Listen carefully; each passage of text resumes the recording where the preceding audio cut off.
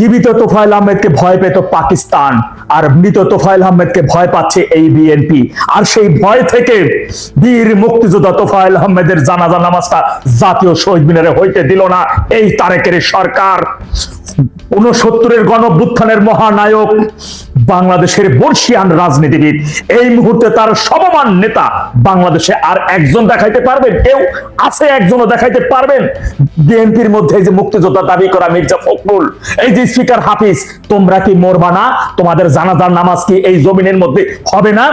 আমরা দেখি নাই এই শহীদ মিনারে কাদের জানাজা হচ্ছে? গণভবন লুটকারী ওই যে জঙ্গি কারিনা কায়সার, এই যে নারীদের গোপনাঙ্গ ছিঁড়ে ফেলা জুলাইয়ের প্রথম শ্রেণীর একজন জঙ্গি, ওই যে হাদি, জঙ্গিদের জানাজা হয় শহীদ মিনারে, আর বীর মুক্তিযোদ্ধা জাতির শ্রেষ্ঠ সন্তানদের জানাজা হয় না। এই মুহূর্তে যার সমমানের মতন একজন নেতা নাই, তার জানাজা নামাজ হয় না জাতীয় শহীদ মিনারে। অথচ প্রথম জানাজা ধানমন্ডিতে আপনারা দেখেছেন, আওয়ামী লীগের নেতা কর্মীরা সেখানে উপস্থিত হয়েছে, সাধারণ মানুষ সেখানে উপস্থিত হয়েছে। জয় বাংলা স্লোগান দেওয়ার অপরাধে প্রায় অর্ধশতাধিক নেতা কর্মীকে সেখান থেকে গ্রেপ্তার করা হয়েছে। এত ভয় মৃত ব্যক্তিকে নিয়ে, এত ভয় তোমাদের? লিখা রাখো স্পিকার হাফিজ মিয়া, লিখা রাখো মির্জা ফখরুল, সবকিছু লেখা আছে, কড়াই গন্ডায় হিসাব তোমাদেরকে বুঝিয়ে দেওয়া হবে ইনশাআল্লাহ। আপনারা দেখেছেন ডেভিল ইনুসের সময় মুক্তিযুদ্ধের অন্যতম মহানায়ক মতিয়া চৌধুরীর জানাজা নামাজটা শুধু দূরের কথা, ঢাকার মধ্যে তার দাফনের জন্য একটু জায়গা পর্যন্ত দেওয়া হয় নাই। তারা জানাজা নামাজকে কেন্দ্র করে কত কারচুপি করেছিল ডেভিল ইনুস সরকার, কত মানুষকে তখন হয়রানি করেছিল ডেভিল ইনুস। ঠিক তদ্রুপ ভাবে আমরা আজকে দেখলাম বীর মুক্তিযোদ্ধা তোফায়েল আহমেদের জানাজাকে কেন্দ্র করে। জয় বাংলা স্লোগান কি শুধু আওয়ামী লীগের একার স্লোগান? সারা বাঙালির স্লোগান, 1971 সালে 7.5 কোটি মানুষের স্লোগান এই জয় বাংলা। পুলিশ সেখানে গ্রেপ্তার করেছে, বলতেছে অরাজকতা সৃষ্টিকে যারা জানাজায় অংশগ্রহণ করেছে তারা করেছে, নাকি পুলিশ গিয়ে সেখানে অরাজকতা করেছে?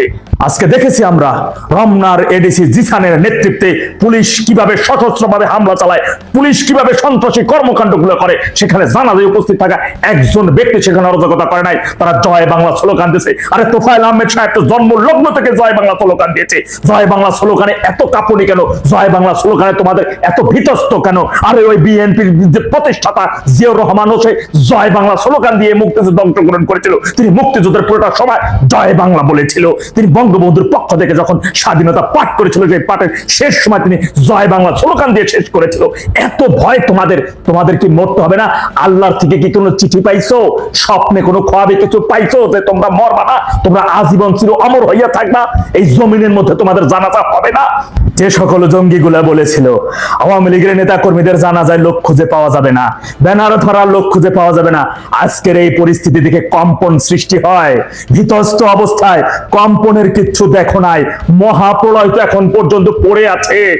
জাতির শ্রেষ্ঠ সন্তান বীর মুক্তিযোদ্ধাদের শানে বেয়াদবি কোনোভাবেই মেনে নেবে না এই জাতি, কোনোভাবেই তাদের শানে বেয়াদবি যারাই করেছো, যারাই বেয়াদবি করতেছো, ফারদার কিন্তু মনে রাখো পরিণতি তোমাদের ভালো হবে না। কাল বৈশাখী ঝড়, মহাপ্রলয় দেখি তোমরা কিভাবে মোকাবেলা করতে পারো। তোমাদের সকল প্রকার দেশ বিরোধী, স্বাধীনতা বিরোধী যতগুলা জঙ্গিগুলো আছো, সমস্ত জঙ্গিগুলা দেখবো সবকিছু, সমস্ত ষড়যন্ত্র এক মহাপ্রলয়ের মাধ্যমে ভেসে যাবে বঙ্গোপসাগরে ইনশাআল্লাহ। অনতি বিলম্বে আজকে ধানমন্ডি থেকে গ্রেপ্তার আমার সহযোদ্ধা ভাইদের নিঃশর্ত মুক্তির দাবি জানাচ্ছি। যদি তাদের মুক্তি না দিয়ে চালান দেওয়া হয়, তাহলে এডিসি জিসান সহ বিএনপি সরকার মনে রাখো এর পরিণাম তোমাদেরকে ভয়াবহভাবে দিতে হবে। এর পরিণাম যে কত ভয়ঙ্কর হবে সেটা দেশের জনগণ নির্ধারণ করে তোমাদের কড়াই গন্ডায় বুঝিয়ে দেবে। অতি উৎসাহী পুলিশ সদস্যের বলে দিতে চাই, আওয়ামী লীগের প্রতিটা কর্মী এবং সমর্থক কিন্তু এই মুহূর্তে এক একটা গোলা বারুদ, এই গোলা বারুদে হাত দিতে আইসো না। অতি উৎসাহী হইয়া যায় এমন কিছু করো না যার পরিণতি তোমাকে ভয়াবহভাবে ভোগ করতে হবে, যার পরিণতি কোথায় গিয়ে শেষ হবে কিন্তু হিসাব করতে পারবা না। পরে যত আস্তাগফিরুল্লাহ বলো, যত কানে ধইরা মাপ চাও, ক্ষমা কিন্তু পাইবা না। কারণ স্বাধীনতার বিরুদ্ধে যেই অবস্থান নেবে সে এই মানচিত্রের মধ্যেই সারা জীবনের জন্য নিশ্চিহ্ন হয়ে যাবে, তার অস্তিত্ব খুঁজে পাওয়া যাবে না ইনশাআল্লাহ। তোফায়েল আহমেদের মতো নেতা, তাকে বিএনপি সরকার একেবারে নীরবে নিস্তব্ধে অপমান করে বিদায় দিল। কিন্তু এখানে আমার ভাবনাটা একটু ভিন্ন। আমরা কষ্ট পাচ্ছি যে তোফায়েল আহমেদের জানাজা সংসদের দক্ষিণ প্লাজায় হয়নি, কিংবা তার মরদেহ শহীদ মিনারে নেওয়া যায়নি। কিন্তু বিপরীতে চিন্তা করুন তো, হাদির জানাজাটা কোথায় হয়েছে, কিংবা আরেক লাল বদর জঙ্গি কায়সার হামিদের মেয়ে কারিনা কায়সারকে শহীদ মিনারে নিয়ে যাওয়া হয়েছে। ফলে এই স্থানগুলো অপবিত্র হয়ে গেছে না? যে স্থানকে আমরা এখনো পবিত্র করতে পারিনি, সেখানে তোফায়েল আহমেদকে যদি নিয়ে যাওয়া হতো, তাহলে তো আমি মনে করি যে তার মতো মহিরুহকে সম্মান তো দূরে থাক, এই লাল বদরদের পাশাপাশি তাকে একই জায়গায় দেখলে আমার অন্তত পীড়া বোধ হতো, এবং আমি মনে করি তিনি অপমান থেকে বেঁচে গেছেন। আসলে যারাই বাংলাদেশে গত 2 বছরে মৃত্যুবরণ করেছেন, যারা বাংলাদেশের মুক্তিযুদ্ধের সাথে জড়িত, যারা বাংলাদেশ সৃষ্টিতে জড়িত, সেই মতিয়া চৌধুরী কিংবা ইঞ্জিনিয়ার মোশাররফ হোসেন, তোফায়েল আহমেদ, আরো অনেকে আছেন, কতজনের নাম নিব। এই মানুষগুলো যেই দুঃখ কষ্টে এই পৃথিবীটা ত্যাগ করলেন, যে তাদের স্বপ্নের বাংলাদেশটা বিধ্বস্ত হয়েছে, তাদের স্বপ্নের বাংলাদেশ লুটপাট হয়েছে, দখল হয়েছে, অপমানিত হয়েছে স্বাধীনতা বিরোধী জঙ্গি শ্রেণী দ্বারা। এটা নিশ্চিতভাবে তাদের পীড়িত করেছে। আমরা যারা জীবিত আছি তাদের রাজনৈতিক উত্তরাধিকার তোফায়েল আহমেদদের, আমাদের দায়িত্ব হলো তাদের শেষ জীবনের এই যে কষ্ট দুঃখ, এগুলোকে শক্তিতে পরিণত করে 24-এর জঙ্গিদের বাংলাদেশ থেকে বিতাড়িত করে দেয়া। তোফায়েল আহমেদের মতো নেতা, আমরা তো অনেক কিছু শুনি যে ঢাকা বিশ্ববিদ্যালয়ের ডাকসুর ভিপি তোফায়েল আহমেদের উচ্চতায় কিন্তু আমরা কাউকে পাই না। আরো অনেকের নাম শোনা যায়, আর এখন তো এই শব্দটা আমার কাছে খুবই, কি বলবো, অত্যন্ত বিতৃষ্ণার একটা বিষয় হয়ে দাঁড়িয়েছে, যখন জামাতের জঙ্গি এই পদে অধিষ্ঠিত হয়ে গেছে। এখন তো আসলে এগুলোর কোনো মূল্য নাই। যখন এটার অনেক মূল্য ছিল, অনেক সুনাম ছিল, সম্মান ছিল, তখনকার যারা, তাদের মধ্যে কিন্তু এই তোফায়েল আহমেদ কিন্তু সবার শীর্ষে আছেন। কি রাজনৈতিক সৌজন্যে, আচরণে, ভদ্রতায়, প্রজ্ঞায় তোফায়েল আহমেদের মতো রাজনীতিবিদ হওয়া কিন্তু আসলে কঠিন আছে। উনি 7 বার এমপি নির্বাচিত হয়েছেন, বঙ্গবন্ধুর রাজনৈতিক সচিব ছিলেন, প্রধানমন্ত্রী শেখ হাসিনার 2 সরকারের আমলে তিনি বাণিজ্য মন্ত্রী ছিলেন। এইসব অ্যাচিভমেন্টের পাশাপাশি আমার কাছে তার সবচেয়ে বড় অ্যাচিভমেন্ট যেটা মনে হয়, সেটা হলো, একে তো তিনি গণ অভ্যুত্থানের নায়ক 69-এর, যেখানে স্বৈরশাসক জেনারেল আইয়ুব খানের পতন হয়। তারপরে উনি যে বঙ্গবন্ধুকে বঙ্গবন্ধু উপাধিটা দিলেন, এটাকে আমি ঠিক উপাধি বলি না, এটা একটা নামই আর কি, আমাদের যে ভালোবাসার শ্রদ্ধার একটা নাম বঙ্গবন্ধু, যে নামে আজ আমরা বঙ্গবন্ধুকে ডাকি, শেখ মুজিবুর রহমান কথাটা আমরা 10 বারের মধ্যে 1 বার যোগ করি, 9 বার তো আমরা শুধু বঙ্গবন্ধুই বলি। এইরকম একটা ফন্ড, একটা প্রিয় নাম বঙ্গবন্ধুর নামের সাথে যুক্ত করতে পারা, জাতির পিতার নামের সাথে যুক্ত করতে পারা, এইটাকে আমার কাছে মনে হয় যে তোফায়েল আহমেদের জীবনের সবচেয়ে গৌরবোজ্জ্বল ঘটনা। এটা নিয়ে আমি একদিন সলিমুল্লাহ খানকে তর্ক করতে দেখলাম যে এটাও নাকি নকল, দেশবন্ধু থেকে বঙ্গবন্ধু তৈরি করেছে। চিন্তা করে দেখুন, এই তোফায়েল আহমেদ, ফরহাদ মজার, বাংলাদেশের এই যে নেগেটিভ ক্যারেক্টারগুলা, কোনো কিছু কিন্তু এই লোকগুলোকে খুশি করে না। পৃথিবীর সব কিছুই তো নকল, তাই না? প্রতিটা জিনিসই তো নকল। প্রথম মানুষ শুধু অবিকল, পরের মানুষটা তো নকল, তাই না? প্রতিটা জিনিসই তো একটা থেকে আরেকটা আসে। সব কিছুতে দোষ খোঁজা, খুঁত খোঁজা, এই এই এই এই বাজে মানুষগুলা, এদেরকে তো পৃথিবীর কোনো কিছু কিন্তু এদেরকে সুখ দিতে পারে না। ফরহাদ মজার এখন আবার নতুন আন্দোলনের ডাক দিচ্ছে, পিনাকিও দিচ্ছে। এরা যা যা চায় সবই পেয়ে গেছে 24-এর জঙ্গি উত্থানের পর। তারপর ওরা কিন্তু নতুন আন্দোলনের ডাক দেয়। আমার কি মনে হয় জানেন? আমার মনে হয় এই মানুষগুলোকে যদি মঙ্গল গ্রহে রেখে আসা যায়, তবেই কেবল এরা মানে এরা যেই যন্ত্রণায় ভোগ করছে, যে নেতিবাচক ঋণাত্মক যন্ত্রণায়, সেখান থেকে ওরা মুক্ত হবে। তোফায়েল আহমেদকে বিএনপি অপমান করেছে।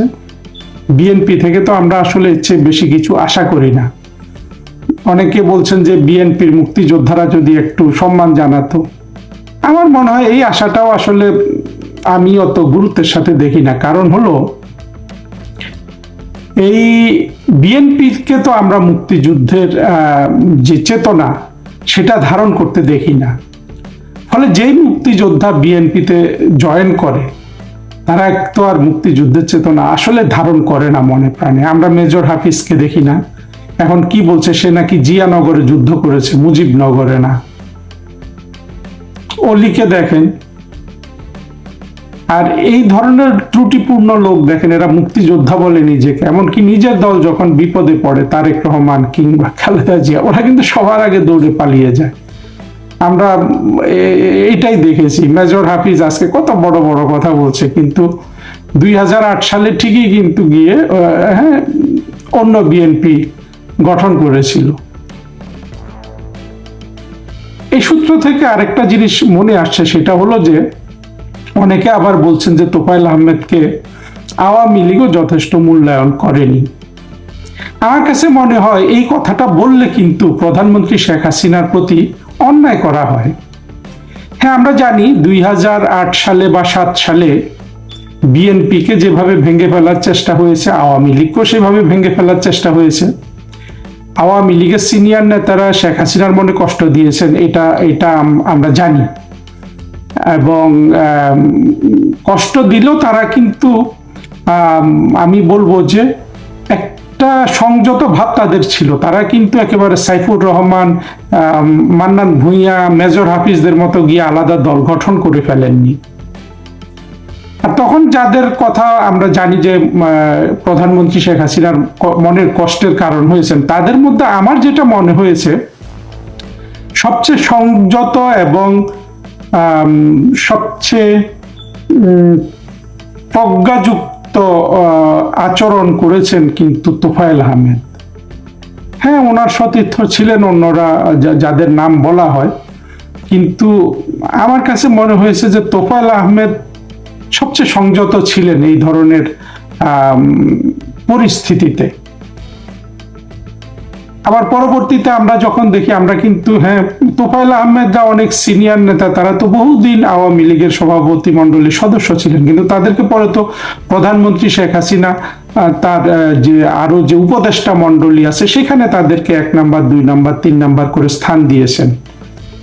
এবং তোফায়েল আহমেদ সংসদে সব সময় উনি কার্যকর ভূমিকা রেখেছেন।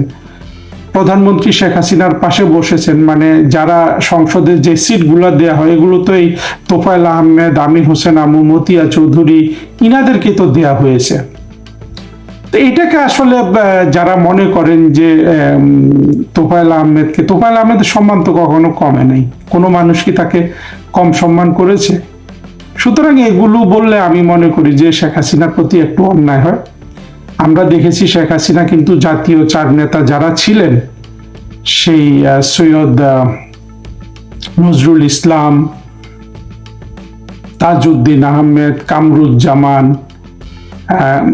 কিংবা মনসুর আলী, তাদের সব সন্তানদের কিন্তু শেখ হাসিনা একেবারে যথাযথ মুরব্বীর মতো কিন্তু তাদেরকে কাজে লাগিয়েছেন, রাজনৈতিক দায়িত্ব দিয়েছেন, এবং তারাও কিন্তু স্বনামে সেটা করে গেছেন, একমাত্র তাজউদ্দিন আহমেদের ছেলে মেয়েগুলা ছাড়া, যারা পুরোপুরি নষ্ট হয়ে গেছে এই পর্যায়ে এসে আমরা দেখতে পাচ্ছি।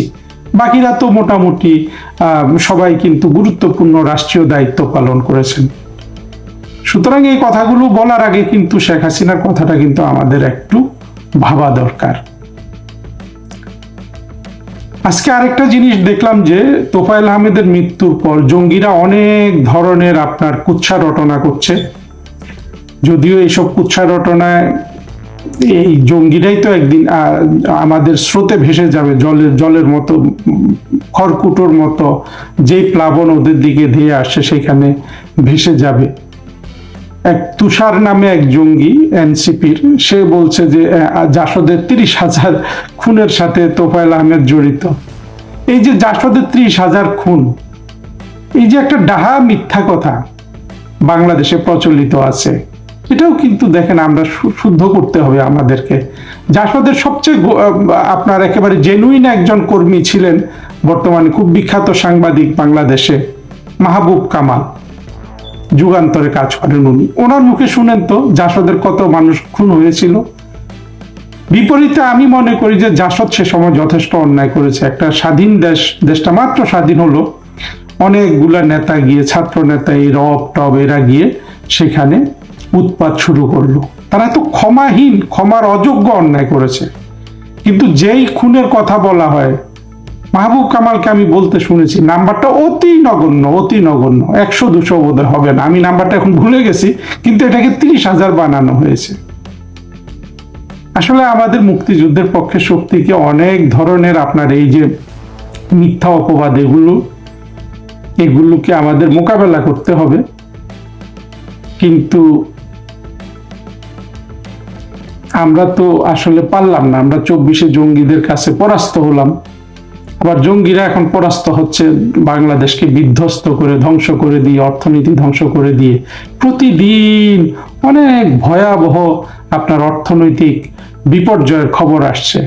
এদিকে তারেক রহমান 3 মাস প্রধানমন্ত্রী ছিল, মনে হচ্ছে উনি ইউনূসের সাথে প্রতিযোগিতা করছেন, কত বাংলাদেশকে আরো ফকির মিসকিন করে দেয়া যায়। চিন্তা করেন, একটা মুক্তিযুদ্ধের পক্ষের শক্তি আর বিপরীত ধারার একটা শক্তি ক্ষমতায় থাকলে একটা দেশের কি অবস্থা হয়। ইতিহাসের কোনো সূত্র বলে না তারেক রহমান কিছু করতে পারবে। আর আমরা যা কল্পনা করেছিলাম ইতিহাসের বিবেচনায়, সভ্যতার বিবেচনায়, তার চেয়ে অনেক বেশি করছে এই তারেক রহমানের সরকার, অনেক বেশি খারাপ করছে সব দিক থেকে। সুতরাং এই তারেক রহমানদের কাছ থেকে বাংলাদেশের যারা জেনুইন স্রষ্টা, তোফায়েল আহমেদের মতো মানুষের কোনো সম্মান হবে না, সম্মান দেওয়া হবে না, এটাই কিন্তু স্বাভাবিক। বিপরীতে আমরা দেখেছি যে সাদেক হোসেন খোকার জানা যায় তোফায়েল আহমেদ সাহেব নিজে সামিল হয়েছিলেন, অথচ ওরা সেটা নিয়ে মিথ্যা রটনা করছে। যা হোক, তোফায়েল আহমেদ বাংলাদেশের একজন নায়ক। তার যুগের যেসব রাজনীতিবিদ ছিলেন তাদের মধ্যে তিনি সবচেয়ে বেশি আসলে উজ্জ্বল। কি বক্তৃতায়, কি জ্ঞানে, কি প্রজ্ঞায়, কি মেধায়, কি উপস্থাপনায়।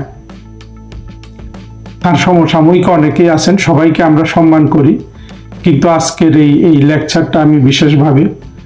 তোফায়েল ভাই এমন একজন মানুষ, আপনি চিন্তা, 99 ভাই জানেন বঙ্গবন্ধুকে যখন 1968 সালের জানুয়ারি মাসে ওনার বিরুদ্ধে আগরতলা ষড়যন্ত্র মামলা রুজু করে, তখন আমরা কিন্তু আমাদের ভিতরে একটা ভয় ঢুকে গেছিল যে বঙ্গবন্ধুকে মনে ফাঁসি দিবে, তারা এমন কিছু করবে। কিন্তু যখন কি ওনাকে কোর্টে উঠাইতো, তার মধ্যে কোনো বিকাশ ছিল না, তখন আমরা সাহস পেতাম। তখন এই তোফায়েল ভাইয়ের নেতৃত্বে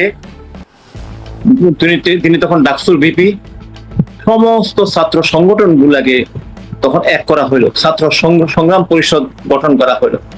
তোফায়েল ভাইয়ের এমন একটা ব্যক্তিত্ব ছিল, সেদিন এনএসএফ এর এক বড় অংশ, যেটা মাহবুবুল হক দোলন এবং কামরুজ্জামান, মানে নাজিম কামরানকেও এই ছাত্র সংগ্রাম পরিষদের মধ্যে অন্তর্ভুক্ত করা হয়। তার অর্থ হলো যে একটা সার্বিক মানে একটা আন্দোলন সৃষ্টি হয়। তখন 11 দফা আপনার সেখানে সংযুক্ত, 11 দফা 6 দফাকে সংযুক্ত করে মোট 11 দফা পূর্ণাঙ্গ একটা দাবি নিয়ে আমরা সেদিন আন্দোলন শুরু করি, সারা দেশে মানে দেশের আনাচে কানাচে ছড়িয়ে পড়ে, এবং আমরা সেটা সব সময় ফিল্ডে ছিলাম। এবং আমাকে অন্তত 2 বার মানে অল্প সময়ের জন্য জেলে যাওয়া লাগছে। এটা আমার মনে হয় সবারই মিছিলে আপনার পুলিশের লাঠি পাটা খাই নাই এমন ওই সময় আমাদের যারা ছিল তারা কম ছিল। তারপরে আমাদের আন্দোলনের ফলেই আমরা তখন মানে এমন আন্দোলনের সেই ভাষাটা কি ছিল, ক্যান্টনমেন্ট ঘেরাও করা, শেখ মুজিবকে মুক্ত করো। তো সেই আন্দোলনের ফলে বঙ্গবন্ধুকে আইয়ুব শাহী নিঃশর্ত মুক্তি দিতে বাধ্য হয়, এবং 22 ফেব্রুয়ারি উনি মুক্তি পান। 23 ফেব্রুয়ারি তৎকালীন রেসকোর্স ময়দানে, আজকে সোহরাওয়ার্দী উদ্যানে ছাত্র সংগ্রাম পরিষদের বিশাল জনসভা। সেই জনসভায় শেখ মুজিবুর রহমান বঙ্গবন্ধুকে উপাধি পান, এবং সেই ঘোষণা করেন আমাদের আজকের যিনি বিদায় নিলেন আমাদের তোফায়েল ভাই, সেই কিংবদন্তির নায়ক। আমি বলবো 1969-এর মহানায়ক তিনি। কারণ এরপরও তার জীবন দেখেন আপনি, উনি 27 বছর বয়সে পাকিস্তান জাতীয় পরিষদের সদস্য নির্বাচিত হলেন। তারপরে আপনার মুক্তিযুদ্ধের পরে বঙ্গবন্ধু যখন প্রধানমন্ত্রী হলেন, তার রাজনৈতিক সচিব তাকে করলেন।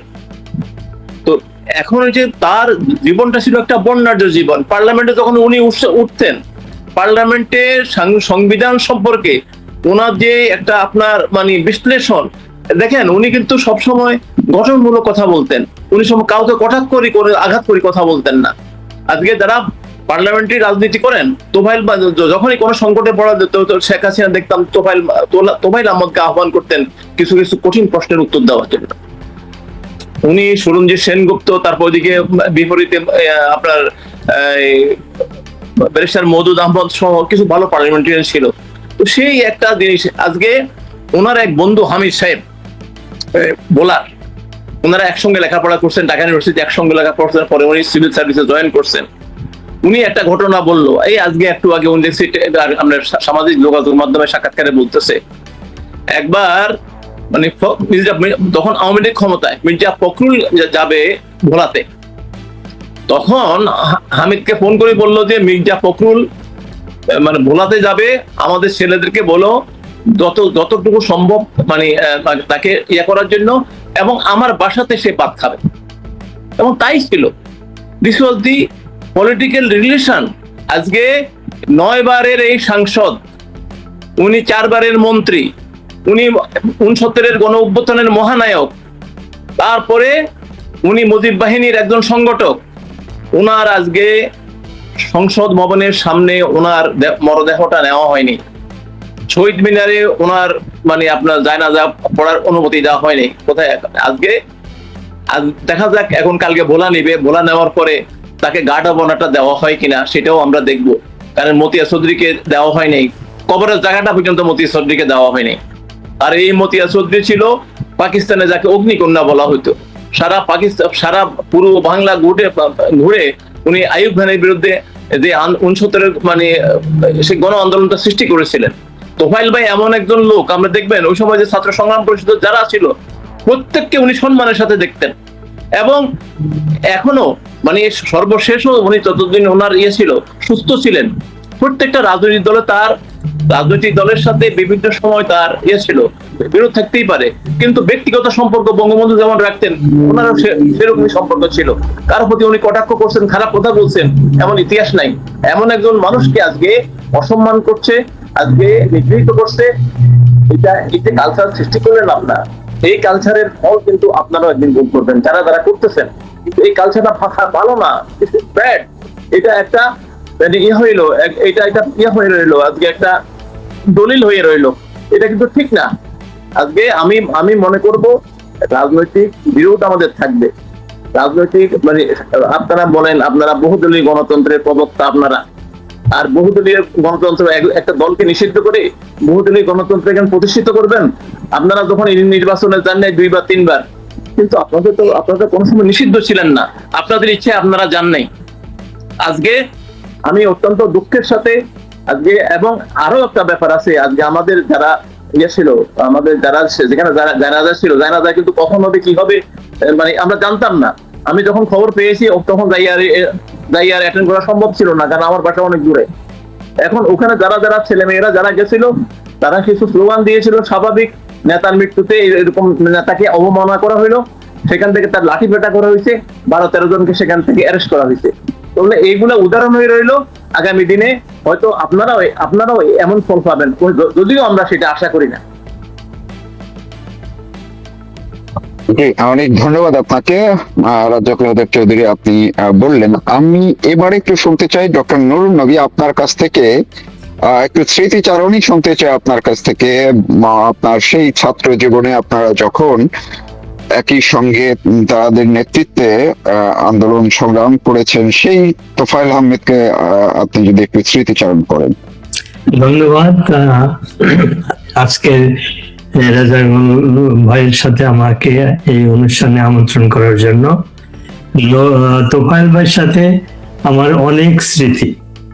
আমি যখন ঢাকা বিশ্ববিদ্যালয়ে লক হলের ছাত্র লীগের কর্মী, তোফায়েল ভাই তখন ইকবাল হলের ভিপি তথা সেই সুবাদে ডাকসুরু ভিপি। আমরা তখন 6 দফার আন্দোলন শেষ হতে যাচ্ছে, বঙ্গবন্ধুকে অ্যারেস্ট করা হয়েছে। তখন তোফায়েল ভাইয়ের নেতৃত্বে রাজাকুল ভাই যে কথাটি বললেন যে সমস্ত ছাত্রদেরকে নিয়ে ছাত্র সংগ্রাম পরিষদ গঠন করা হয়, সেখানে তিনি সেই ছাত্র সংগ্রাম পরিষদের সভাপতি হন। আন্দোলন সেই 6 দফা এবং ছাত্রদের 5 দফা, এটা মিলে 11 দফার আন্দোলন শুরু হয়। তোফায়েল ভাই তখন নেতা। তো আমরা তোফায়েল ভাইয়ের নেতৃত্বে সেই 11 দফার আন্দোলনে ঢাকা বিশ্ববিদ্যালয় কেন্দ্রিক আন্দোলন প্রথম দিকে শুরু হয়, সেখানে সক্রিয় ছিলাম।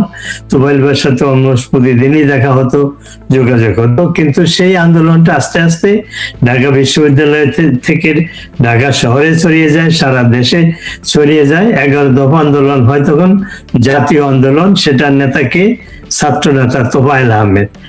দাবি কি ছিল 11 দফা আন্দোলনের? অন্যতম ছিল বঙ্গবন্ধুর আগরতলা ষড়যন্ত্র মামলা, সেটা উদ্ধার করা, আর আইয়ুব খানের পতন, 21শে ফেব্রুয়ারির জাতীয় শোক দিবস ঘোষণা করা, সর্বোপরি আগরতলা ষড়যন্ত্র মামলা উদ্ধার করে নির্বাচন ইত্যাদি ইত্যাদি। এই আন্দোলন যখন তোফায়েল ভাইয়ের নেতৃত্বে সারা দেশে ছড়িয়ে পড়লো, জাতীয় আন্দোলনে শুরু হলো, তো গণ অভ্যুত্থানের সৃষ্টি হলো। এবং গণ অভ্যুত্থানের ফলে আইয়ুব খান 21শে ফেব্রুয়ারিকে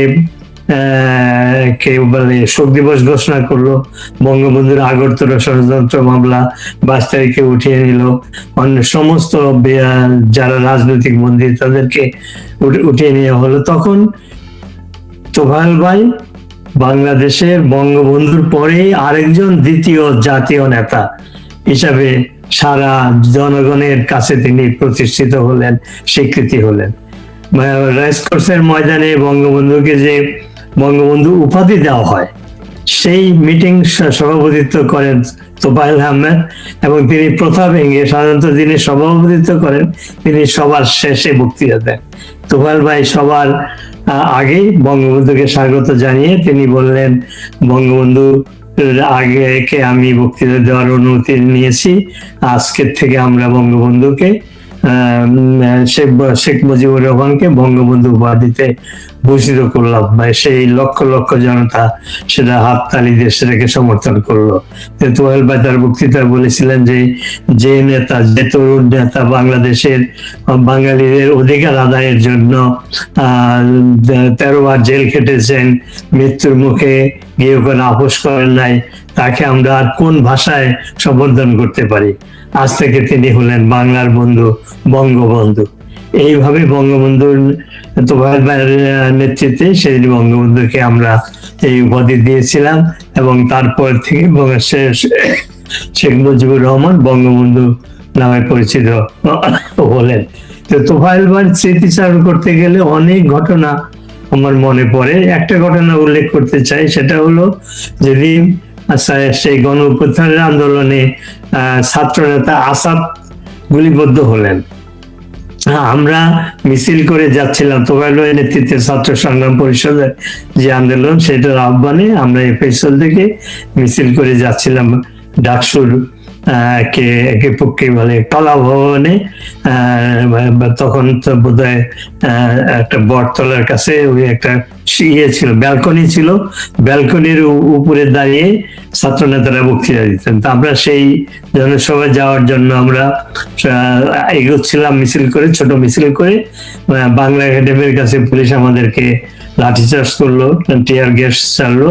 আমরা আর কলা ভবনে পৌঁছতে পারলাম না। আমরা পিছনে ফিরে এসে মেডিকেল, তখন ছাত্ররা কিছু ঢাকা হল এফএসএল এর দিকে গেল, আর আমরা কয়েকজন ওদিকে যেতে না পেরে, যদিও আমি এফএসএল এর ছাত্র ছিলাম, আমরা মেডিকেল কলেজের দেয়াল ডিঙিয়ে আমরা মেডিকেল কলেজের ভিতরে ঢুকলাম। ঢুকে আমরা অবজার্ভ করছি কি হচ্ছে রাস্তায়। হঠাৎ করে আমাদের চোখের সামনে আসাদকে পুলিশ পয়েন্ট ব্ল্যাঙ্ক খুব কাছের থেকে গুলি করে হত্যা করা হলো।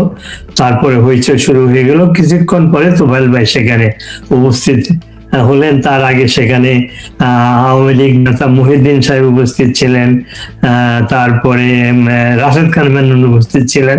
তো তখন আমরা চিন্তা করছিলাম এখন কি হবে, কি করব। তখন তোফায়েল ভাই আসলেন ভিতরে, আমাদের সাথে জয়েন করলেন। তখন নেতৃবৃন্দের সাথে সলাপ পরামর্শ করে তিনি ডিক্লেয়ার দিলেন পরের দিন হরতাল এবং তীব্র আন্দোলন। তো এইভাবে তখন যদিও তিনি ছাত্র ছিলেন, কিন্তু জাতীয় নেতায় রূপান্তরিত হয়েছিলেন তিনি। তখন বঙ্গবন্ধু তো আমি আগে উল্লেখ করেছি আগরতলা ষড়যন্ত্র মামলার আসামি জেলে আছেন।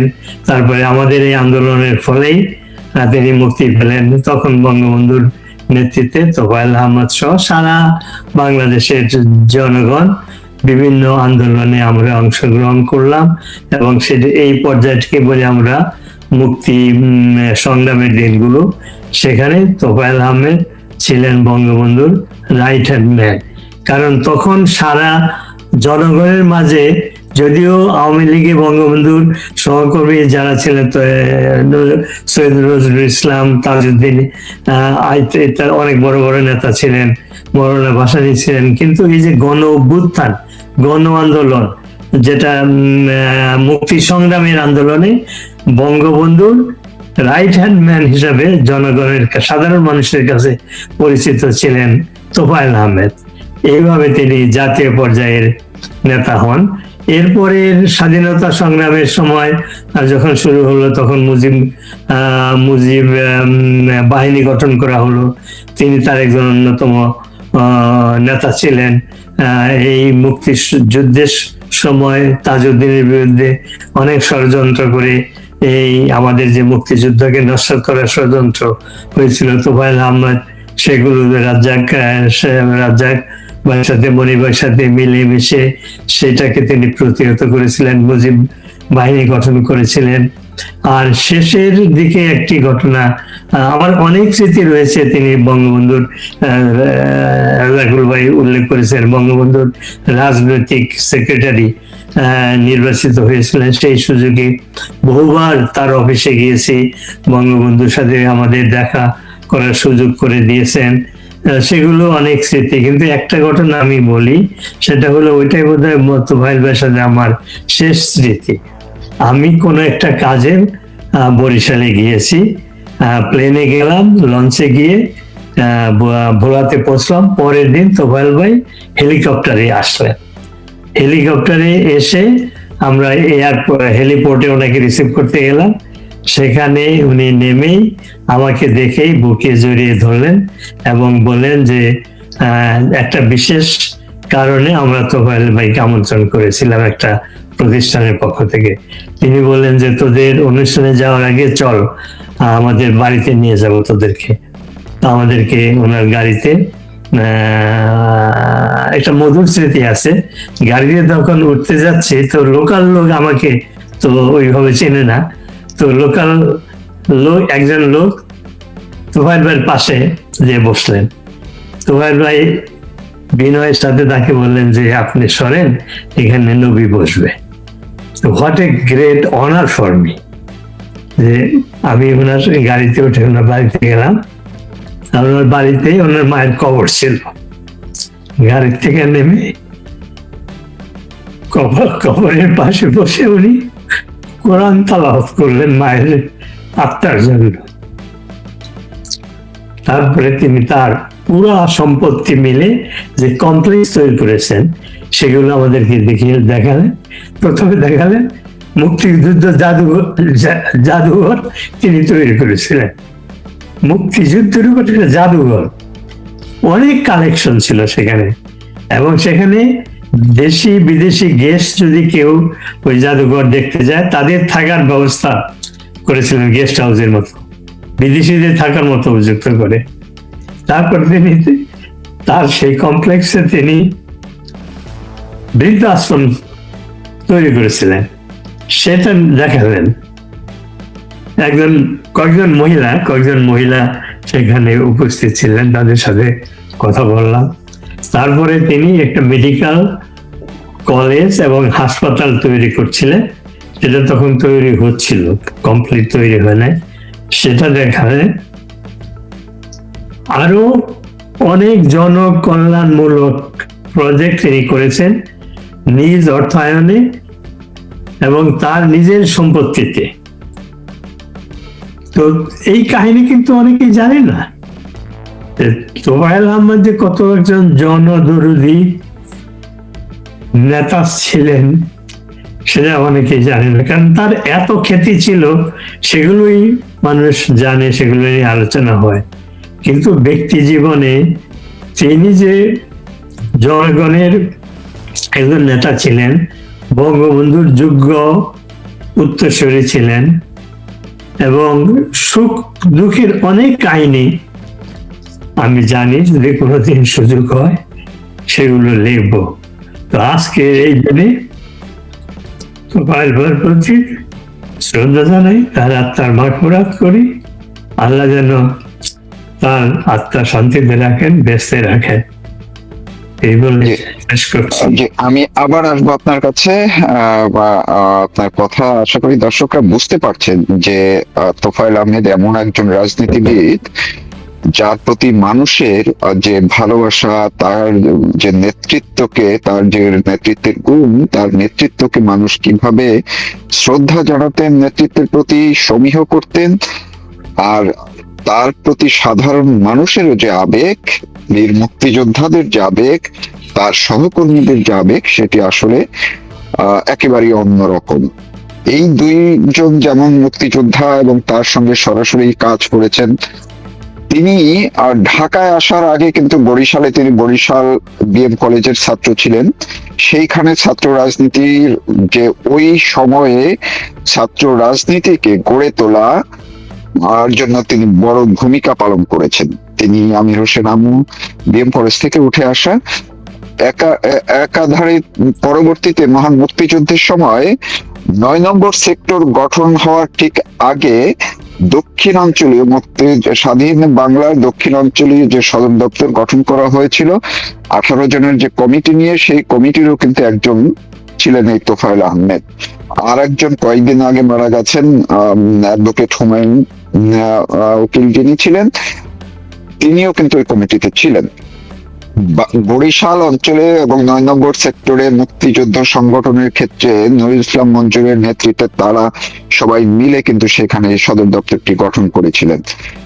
তো এই যে তোফায়েল আহমেদ হয়ে ওঠা, আমি বরিশালের মানুষ হিসেবে তার প্রতি আলাদা করে শ্রদ্ধা জানাই। আমার পেশাগত জায়গা থেকেও বহুবার তার বাড়িতে যাওয়ার সুযোগ হয়েছে, বাড়িতে গিয়েছে, এবং শুধুমাত্র আমি না, গণমাধ্যম কর্মীরা তার বাড়িতে যে যাননি এরকম সংখ্যা আসলে একটু কমই আছে। তার যেই কথাটি ডক্টর নুরুন নবী বললেন, তার বাড়ির যে বিবরণ, সে নতুন বাড়ি, পুরনো বাড়ি, তাদের কবরস্থান, এবং তিনি যে ভোলায় নদী ভাঙন প্রতিরোধে যে কাজ করেছেন তার অঞ্চলে, প্রথম দিকে তিনি 9 বার এমপি ছিলেন, তার মধ্যে কোনো সময় তিনি একাধারে 3 জায়গা থেকেও তিনি এমপি নির্বাচিত হয়েছিলেন, এমনও হয়েছে। বরিশালে তার তোফায়েল আহমেদ বলতেই আমরা যেমন বরিশালে অনেক গুণী রাজনীতিবিদ আছেন, এই যে এখনকার স্পিকার যিনি, তিনিও বরিশালের মানুষ, আমির হোসেন আমু বরিশালের মানুষ, বহু গুণী মানুষজন আছেন, তাদের মধ্যে অন্যতম ছিলেন এই তোফায়েল আহমেদ, এবং কেন্দ্রীয় নেতা হিসেবে তোফায়েল আহমেদ সবাইকে ছাড়িয়ে গিয়েছিলেন। রাজ্জাকুল হায়দার চৌধুরী, আপনার কাছ থেকে একটু শুনতে চাই যে এই যে মাত্র তিনি আজকে মারা যাওয়ার কয়েকদিন আগে যখন তিনি মৃত্যুশয্যায় ছিলেন, সেই সময়টায় এই সরকারের আদালত থেকে তার বিরুদ্ধে গ্রেপ্তারি পরোয়ানা জারি করা হলো। তো আদালত তো জানতেন, কিংবা সরকারের সবাই জানতো যে তিনি কথা বলতে পারেন না, তার স্মৃতিশক্তি নাই, যে কোনো মুহূর্তে তার বিদায় নেওয়ার একটি উপক্রম ছিল। তারপরও এই সরকার কেন এমন একটি পদক্ষেপে গেল? সরকার বলছে এই কারণে আদালত সরকার না হলেও আমরা জানি যে সরকারের ইশারা ছাড়া আসলে আদালত এই মুহূর্তে কিছুই করছে না। কেন এমন অবস্থাটা হলো? না, আপনি যেটা বলছেন সরকার আদালত করে না, কিন্তু যারা পিপি আছে, পাবলিক প্রসিকিউটর আছে, তারা তো এগুলা জানে নাকি?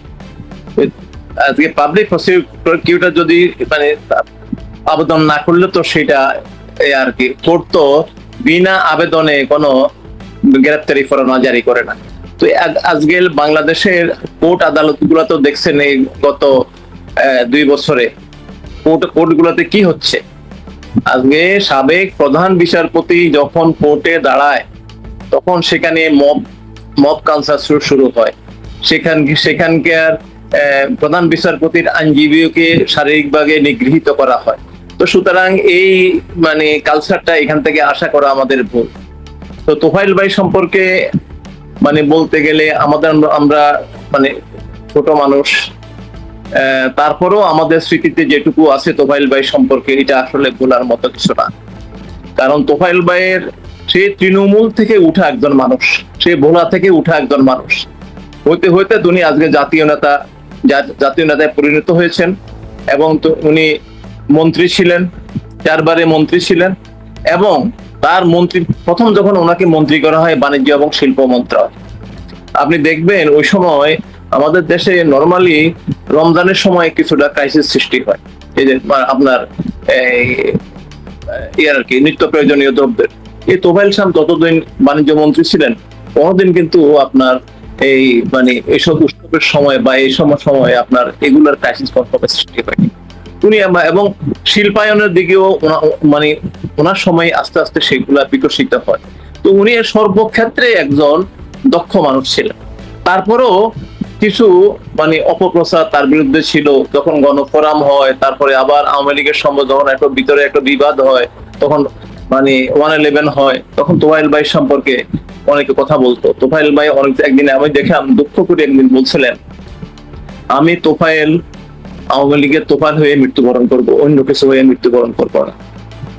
আমি বঙ্গবন্ধু তোফায়েল। বঙ্গবন্ধু এই কয়েকজনকে বলতেন আমার হোক, আমার তোফায়েল বলতেন। তো এখন এর থেকে আপনার আর কি অ্যাপ্রিসিয়েশন লাগে? আর কোনো অ্যাপ্রিসিয়েশন লাগে নাকি? আজকে মানে অত্যন্ত, এর আগেও বলছি, আবারও বলবো, সব সময় বলবো, তোফায়েল ভাইয়ের মতো লোক মানুষের মরদেহটা সংসদ ভবনে জায়গা পায় না। এই জবাবদিহিটা এরা আজীবন করতে হবে। আপনাদের মানে প্রতিহিংসা কোথায় গেলে? এত নিম্ন স্তরে কেন? এত নিম্ন স্তরে প্রতিহিংসাটা যাওয়া ঠিক না। মিনিমাম মানুষের একটা মানে থাকে, মানে কার্টিসি থাকে, বা ভদ্রতা থাকে, সভ্যতা থাকে, এগুলা থাকে। কিন্তু আজকে আপনার মানুষের মধ্যে, আমাদের মধ্যে এবং সাধারণ মানুষের মধ্যে আপনি দেখবেন, কালকে পরশু দেখবেন আপনার সামাজিক যোগাযোগ মাধ্যমে আপনি দেখবেন, আমরা যেসব কথা বলি না, আমাদের থেকে সুন্দর করে কথা বলি সাধারণ মানুষরা। কারণ এই আজকে 2 বছরে বঙ্গবন্ধু কন্যা শেখ হাসিনার অ্যাবসেন্সে, তার অনুপস্থিতিতে সাধারণ মানুষ কি পরিমাণ নিগৃহীত হচ্ছে, কি পরিমাণ অর্থনৈতিকভাবে সাফার হচ্ছে, সামাজিকভাবে তারা কষ্ট পাচ্ছে, এটা আপনি বাংলাদেশে না থাকলে আপনি বুঝবেন না। সাধারণ মানুষ আজকে আমরা তো বলতে অনেকে বলে যে আওয়ামী লীগ সংগঠিত না। আওয়ামী লীগ সংগঠিত হওয়া লাগবে না। আওয়ামী লীগ যদি আজকে শেখ হাসিনা এখানে ঘোষণা করছে উনি আসবেন বলছেন, তো উনি যখন আসবেন আমি আপনি যাওয়া লাগবে না। আমার এখানে রিক্সাওয়ালা, আমার যে ওই যে ঠেলাওয়ালা, আমার যে আর কি দিনের সকালবেলায় এখানে রাস্তায় দাঁড়ায় যারা মানে আর কি সকালে মানে রাস্তা যে দিন মজুর, ওরা চলে যাবে। বিকজ তারা আজকে শেখ হাসিনার অ্যাবসেন্সটাকে, অনুপস্থিতিটাকে দারুণভাবে করতেছেন। আজকে এই সময় আমাদের তোফাইল ভাইয়ের দরকার ছিল, কারণ তোফাইল ভাই আমাদেরকে দিক নির্দেশনা দিতে পারতেন। যাই হোক, আজকে আমাদের মানে আমরা আজকে নেতৃত্ব শূন্য, কারণ হচ্ছে যে যারা আছে তারাও নির্যাতনের শিকার। তো আজকে বঙ্গবন্ধু কন্যা উনি যে ঘোষণা দিয়েছেন, পুরা জাতি কিন্তু আজকে ঐক্যবদ্ধ এবং তার অপেক্ষায় আছে। এবং আজকে যেই মানে অনাচার গুলা দেশে, আমাদের সমাজে এবং দেশে চলতেছে, এগুলার জবাব সাধারণ মানুষ দিবে, আমরা দেওয়া লাগবে না। অনেক ধন্যবাদ আপনাকে ডক্টর নুরুন নবী। এই যে আগে একটা সময়ে যে রাজনৈতিক যে প্রতিযোগিতা, বিভিন্ন দল তারা যারাই যখন ক্ষমতায় থাকতো না থাকতো, যারা বিরোধী দলে থাকতো কিংবা সরকারে থাকতো, কোন দলের বড় নেতার মৃত্যু হলে শোক জানানোর একটা রেওয়াজ ছিল, একটা শিষ্টাচারের অংশ ছিল রাজনীতির। কিন্তু আজকে তো আমরা সেই শিষ্টাচারটুকু দেখলাম না। কিন্তু বিএনপির মধ্যে তো অনেক রাজনীতিবিদ, মুক্তিযোদ্ধা আছেন যারা তোফায়েল আহমেদের সঙ্গে রাজনীতি করেছেন, তার অধীনে আপনার মতো অনেকেই তাকে ছাত্রনেতা মেনে যারা মুক্তিযুদ্ধ করেছিলেন, রাজনীতি করেছিলেন, সেই বিএনপি নেতারাও আজকে চুপ হয়ে গেলেন। তারাও কোনো একটু তাকে দেখতে গেলেন না কিংবা শোকটা পর্যন্ত তারা জানালেন না। এইটা কেমন? এইটা কোন রাজনৈতিক শিষ্টাচার? একদমই শেষ হয়ে গেল কিনা? এটা ডেলিভারেটলি করা হয়েছে। মুক্তিযুদ্ধ বিরোধী শক্তি বাংলাদেশটাকে দখল করে নিয়েছে।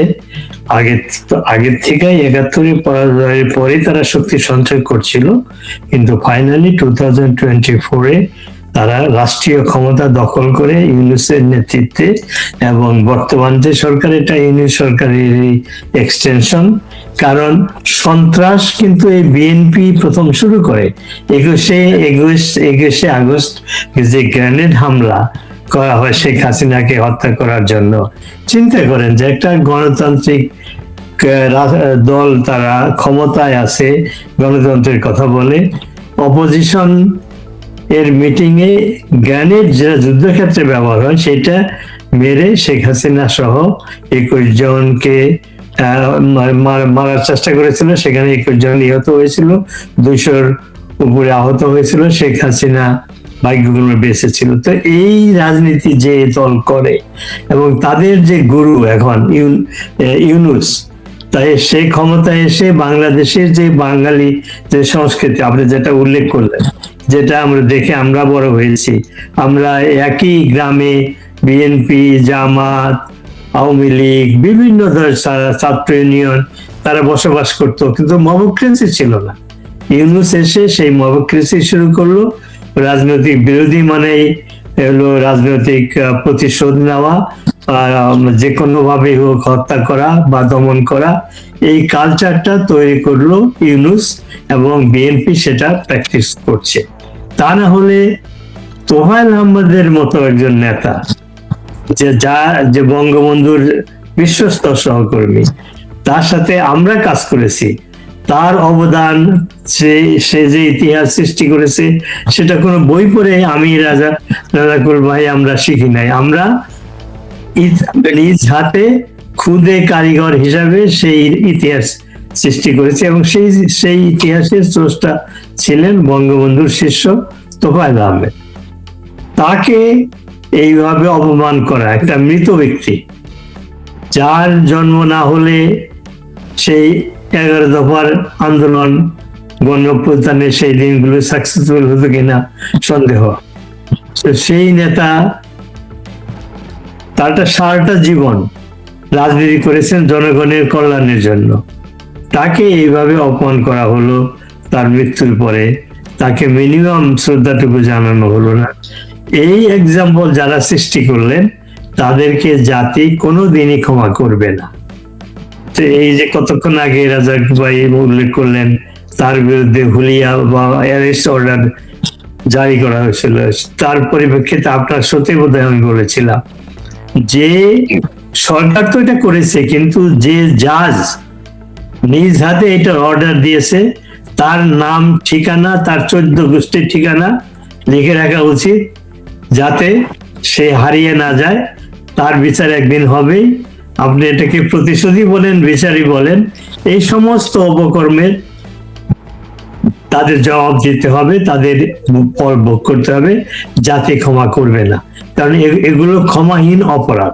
এবং এগুলোর স্রষ্টা হলো ইউনূস, আর তার সহযোগিতাকে জামাত, শিবির, বিএনপি এবং বাংলাদেশের তথাকথিত বামপন্থী বুদ্ধিজীবী, এরা আমাদের এই একটা সুন্দর একটা সমাজ, বাঙালি সমাজ, শান্তিপূর্ণ সমাজ, যারা মানে কি বলবো, যুগ যুগ ধরে যে ব্যবস্থা আমরা মেনে চলছিলাম, কোএক্সিস্টেন্স, একসাথে বসবাস করা, একসাথে আনন্দ করা, একসাথে ফেস্টিভ্যাল উদযাপন করা, এই কালচারটাকে ধ্বংস করে বাংলাদেশকে একটা সন্ত্রাসী সমাজে পরিণত করেছে যারা, সেই ইউনূস, সেই জামাত, সেই শিবির এবং সেই বিএনপি এবং সেই বিএনপি নেতাকে তারেক জিয়া।